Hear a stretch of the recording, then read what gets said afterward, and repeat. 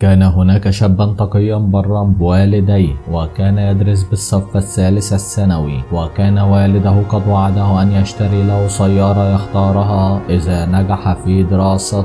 وفي يوم ظهور النتيجة واستلام شهادة الفصل الدراسي الأول، عاد الشاب من المدرسة فرحا مسرورا وكان من المتفوقين. وعندما رأى الأب الشهادة فرح كثيرا واحتضن ابنه وهو يقول: اطلب ما تشاء يا بني. فقال الولد على الفور: أريد السيارة الفلانية. وكانت هذه السيارة باهظة الثمن. فرد عليه الأب: سوف أحضر لك شيء أغلى وأجمل من هذه السيارة، ولكن على شرط أن تتخرج بنسبة عالية وتكون من المتفوقين أيضا في نهاية العام. فوافق الشاب.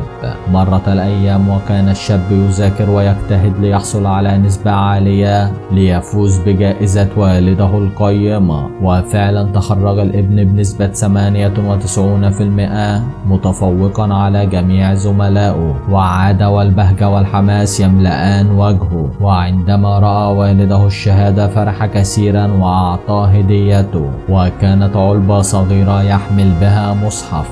اشتعل الولد غضبا وصرخ قائلا: بعد كل هذا التعب تعطيني مصحف؟ وألقى المصحف في وجه أبيه من شدة الغضب وقال: سأذهب من هذا البيت ولن أعود أبدا. وغادر المنزل. بعد مرور عدة أيام شعر الشاب بالندم الشديد على فعلته، فعاد إلى منزله فوجد والده قد توفي من الصدمة في نفس اليوم الذي ترك فيه الشاب المنزل. ووجد المصحف في غرفته لا يزال ملقى تماما كما تركه، فتحسر على ما فعله وفتح المصحف ليقرأ بعض الآيات، فإذا به يفاجأ أن بداخل علبة المصحف مفتاح السيارة التي كان يحلم بها. أصيب الولد بالشلل من هول الصدمة ومن شدة حزنه على والده، ومن يومها وهو عاجز لا يتحرك ولا يتكلم، يقضي يومه في التذكر وليله في البكاء. فلا تأخذ قرارك أبدا قبل أن تتأكد، وإياك أن تغضب والديك فأنت لا تعلم متى الفراق.